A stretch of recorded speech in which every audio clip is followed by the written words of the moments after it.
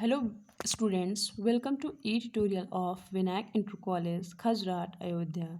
I am Sandhya Singh and today I am going to teach you class 9th English grammar.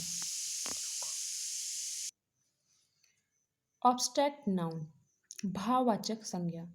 An abstract noun is the name of an action, state, quality, feelings, और art etcetera.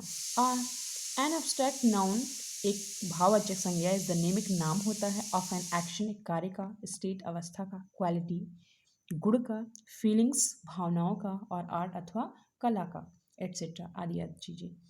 तो भाववाचक संज्ञा वह होता है जो कार्य अवस्था ज्ञान भावनाओं का एक नाम होता है. फॉर एग्जाम्पल हेल्थ स्वास्थ्य ये दिखाई नहीं देता है, फीवर बुखार भी नहीं दिखाई देता, लव प्रेम भी नहीं दिखाई देता, लोग महसूस करते हैं, हेट नफरत, ऑनेस्टी ईमानदारी, काइंडनेस, एयर एट्सेट्रा. तो दयालुता और हवा हम महसूस करते हैं, हमको दिखाई नहीं देती, इसलिए ये एब्स्ट्रैक्ट नाउन में आता है.